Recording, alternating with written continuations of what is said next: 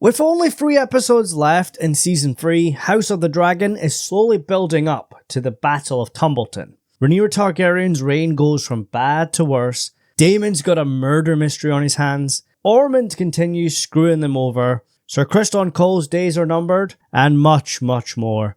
Of course, we have a brand new trailer for episode 6 to break down, as well as some photos to check out, and we are in the home stretch. But I kind of get the impression episode 6 will have a similar feel to the previous 2, featuring a lot of setup and people talking in between a couple important events. They've definitely blown the majority of the budget on the first 2 episodes, and of course the finale itself, which I feel is when the battle goes down. As always, we'll take a look at this trailer. I would post it in full here.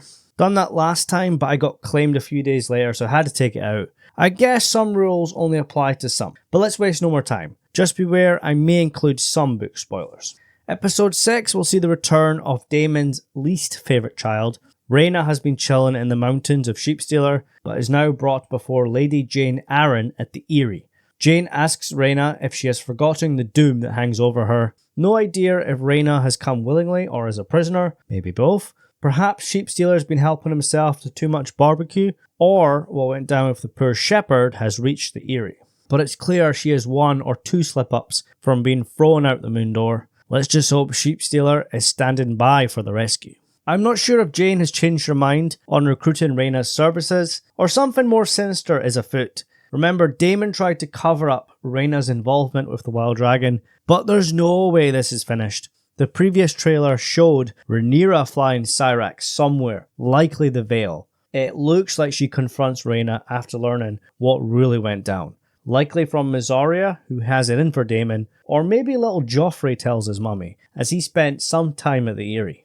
And Daemon seems to be involved in this little argument when he flies in on Caraxes to stop his wife and daughter coming to blows. This was all featured in the episode 5 trailer, which was in fact a mid-season trailer showcasing scenes from the second half of the run. So they might save all this dragon stuff at the Eyrie for episode 7. But as we know, Rhaena has taken up the role of Nettles on the show, so whatever happens, this is the beginning of the end for the Targaryen power couple. Now on to Aegon, who is covering up his little incident last week, or at least sitting on his ass whilst his 2 pals bury the body. Obviously, questions will be asked at Rook's Rest. It's not like they can just cover up the death of the guy in charge and for it to go unnoticed. Aegon is clearly frustrated with his current situation and would like nothing better than for his so-called dead dragon to rise up from the ashes.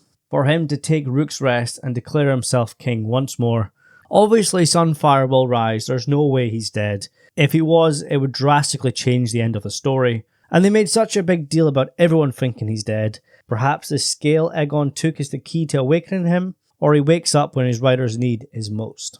Ormond declares his clear advantage over Rhaenyra, and that he has exposed her as weak and unsuited to rule. Little by little, bite by bite, the patient hunter gets the kill. And hey, it looks like Gwaine has joined his cousin. And remember, Ormond is the mastermind behind the Goldcloaks murders in King's Landing, and is trying to establish Daemon as a rival king, as the one true king, a Hightower king in all but name. His man inside King's Landing seems to be the very same guard who Alicent told to stand down in episode 2 and allow Rhaenyra's dragons to approach the city. Whoever this guy is, he's looking for gold blood, but after what transpired last week, he is now dealing with a very pissed off and motivated rogue prince. Daemon has a plan of his own to lure out these assassins by posing as a Goldcloak himself, live bait, likely resulting in Dark Sister tasting blood once more. But over to Harrenhal, Aemon goes down on one knee before Alice. Mate, don't say you're proposing already. And instead of a ring, he will offer her a dragon egg. In the book it said these two become lovers, and that a child is conceived. I don't know if the TV show will follow this word for word, but it could all be part of Alice's plan to claim ownership of the haunted castle. What weird nightmares await the Prince Regent, we can only guess. So Rhaenyra and Daemon had very different ideas on how to deal with their enemies, but now Rhaenyra declares that she cannot let this go unanswered. Daemon pushes for them to just burn the villains out. From the footage, it's likely a lot of dialogue has been pulled from multiple scenes and could be unrelated, as it looks like Rhaenyra is in one room, then later at the small council. But no matter what, Daemon was right when he pushed for them to deal with the unrest among the City Watch. Alan, who now serves as acting hand in his father's stead, advises they wait it out, likely for the Rivermen and the Winter Wolves to reach the town. Of course, sending in boots on the ground will result in innocent blood being shed, but it would be nothing compared to sending in the dragons. But either way, Rhaenyra will come out as the bad guy. Even if she defeats Ormond, it will only edge her people closer to turning on her. But if it was Daemon's call, he would just fly Caraxes over, put an end to Ormond's schemes once and for all with fire and blood. Helaena shows up, so that confirms she and Alicent do make it out of Maegor's tunnels, or at least manage to reignite their light source. But we all know they have to escape. But the question is, how? Do they find another exit, or do they have a little help? If so, who comes to their aid? Maybe the Grand Maester? Maybe Mazaria? But on her own, or did she snitch on them? And are they now living under worse conditions? 24-hour supervision with no leisure time. And Helena's pregnancy will no doubt become a massive deal when it becomes public knowledge. And by then, how far will Rhaenyra go in eliminating any potential rivals?